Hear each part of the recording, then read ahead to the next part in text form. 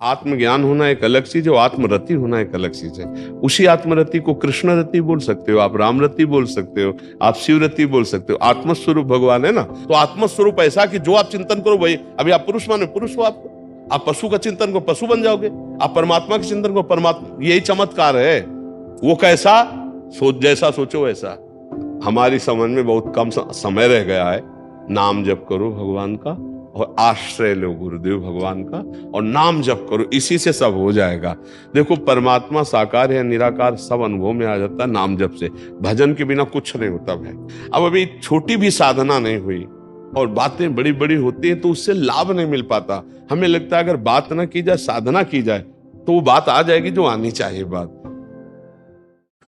शालिनी गुप्ता जी।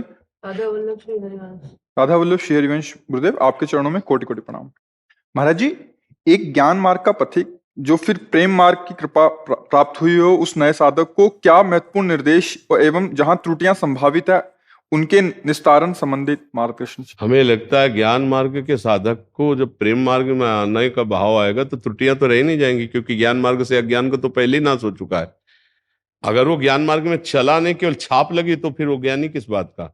नहीं तो ज्ञान मार्ग से चला हुआ ही तो प्रेम को प्राप्त होता है। चाहे देखो, आत्मज्ञान होना एक अलग चीज है, आत्मरति होना एक अलग चीज है। उसी आत्मरति को कृष्ण रति बोल सकते हो, आप राम रति बोल सकते हो, आप शिव रति बोल सकते हो। आत्मस्वरूप भगवान है ना, तो जिसको ज्ञान प्राप्त हो गया वहां त्रुटि शब्द कैसा है। जो ज्ञान से प्रेम की यात्रा कर रहा है वहां त्रुटि के तो कोई सवाल नहीं। जो अज्ञान से ज्ञान की यात्रा कर रहा है वहां त्रुटि का सवाल है। आप ज्ञान से प्रेम की यात्रा की बात कर रहे हैं तो मुझे समझ में नहीं आ रहा कि ज्ञान से प्रेम की यात्रा वाले में त्रुटि की तो गुंजाइश नहीं है। अज्ञान से ज्ञान की यात्रा की तरफ चलने में त्रुटि हो सकती है, क्योंकि अभी हम अज्ञान से युक्त हैं, ज्ञान प्राप्त करना चाहते हैं तो पूर्वाभ्यास व हमसे त्रुटि। लेकिन जिसे ज्ञान प्राप्त हो गया है और ज्ञान से प्रेम की तरफ जा रहा है वो तो बहुत ऊंचाई पर, वहां त्रुटियों का तो कोई स्पर्श ही नहीं है। नहीं स्वात्मा रामम विषय मृग तृष्णाम भ्रम्यति, तो शायद आप अभी ज्ञान को समझ नहीं पाए, केवल क्लास में गई हैं और फिर वापस लौट गई, तो ऐसी बात हो सकती है। किसका प्रश्न है? तो आप क्या मतलब, आपका क्या उद्देश्य है इस प्रश्न का?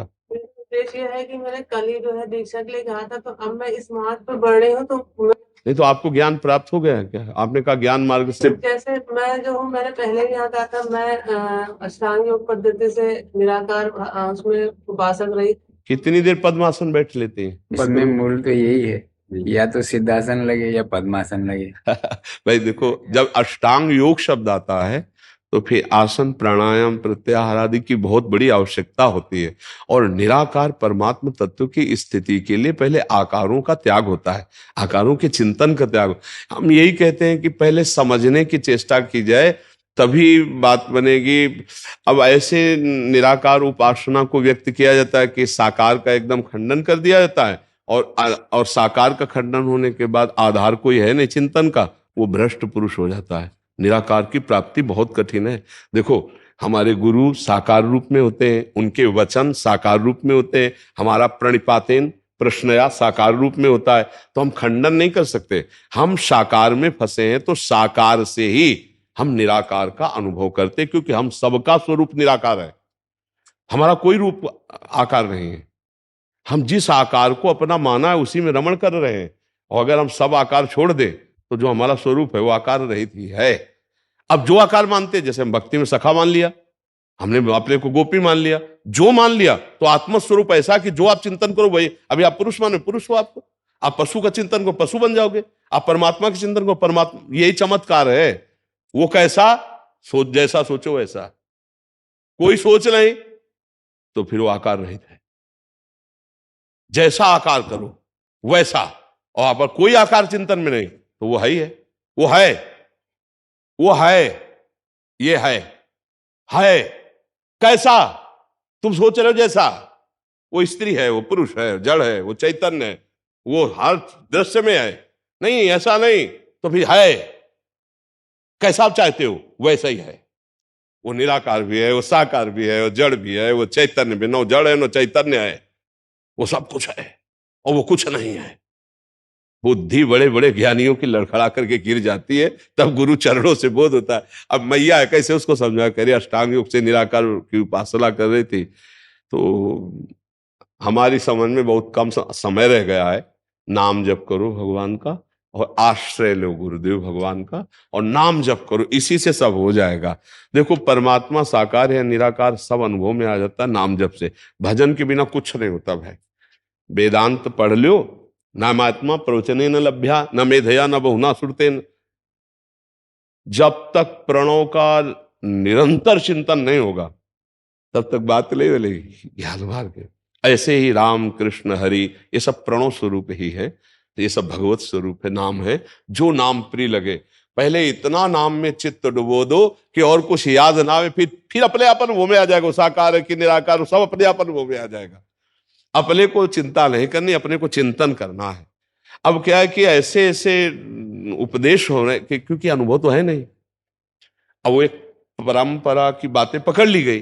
अच्छा, जो सिद्ध महापुरुषों ने बोला वो अनुभव से बोल रहे हैं, अब उसको अपने लोग शब्द को समझ नहीं पा रहे, तो अब बड़ा खंडन मंडन निंदा स्तुतियां चलने लगी, छोटे छोटे मेड़े बना ली गई। और जबकि ये बहुत अपार समुद्र है, ये किसी मेड़ में आने वाला है, कोई सरोवर नहीं है हाँ कि गंदा हो जाए। ये अपार समुद्र है ज्ञान। अब उसी को समझाने के लिए गुरुजनों की शरण में जाया जाता है। आजकल ऐसे अब उपदेश होने लगे हैं कि जीव का जिससे निस्तार होता है उसी से वंचित कर दिया गया।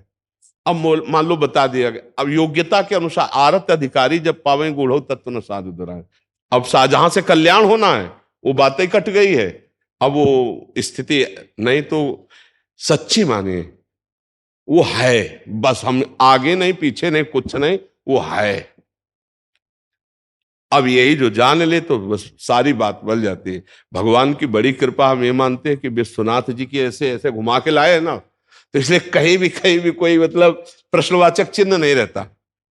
भगवान विश्वनाथ बोध प्रदान करने वाले जगत गुरु हैं। तो बचपन से क्या नैष्ठिक ब्रह्मचर्य गायत्री अनुष्ठान महावाक्य ऐसे घुमा के लाए ना, तो अब जब इस तभी हम कहा ज्ञान से प्रेम की तरफ, तो फिर वो तो ऊंचाई वाली यात्रा, वहां त्रुटि का तो कोई सवाल ही नहीं रहता है। तो इसलिए हम कभी कभी जैसे ऐसे प्रश्न होते हैं ना, तो सोचते हैं अच्छा किया कि महादेव अपनी नगरी से घुमा के लाए। अगर हमको डायरेक्ट इसी मार्ग में ले आते तो उधर के प्रश्न को हम न समझ पाते। और अच्छा हुआ कि बचपन से पूरा राउंड ऐसे लगा के लाए ना, तो इसलिए मतलब बहुत साधना का मतलब बहुत सुलझा हुआ व्यक्तित्व, बहुत सुलझा हुआ मानसिक स्तर होना चाहिए। और वो तभी हमें कहीं फंसने नहीं देगा, हमें उस तत्व में स्थित रखेगा। अब अभी छोटी भी साधना नहीं हुई और बातें बड़ी बड़ी होती हैं तो उससे लाभ नहीं मिल पाता। हमें लगता है अगर बात ना की जाए, साधना की जाए, तो वो बात आ जाएगी जो आनी चाहिए बात। तो अब सबसे प्रार्थना है, वो निराकार है साकार ये समझने की बात छोड़ो, नाम जप करो, अच्छे आचरण करो, पवित्र भोजन करो, दूसरों को सुख प्रदान करने की भावना करो। यही से साधना प्रारंभ हो जाएगी, यहीं से साधना प्रारंभ हो जाएगी, यहीं से कृपा का अनुभव होने लगेगा।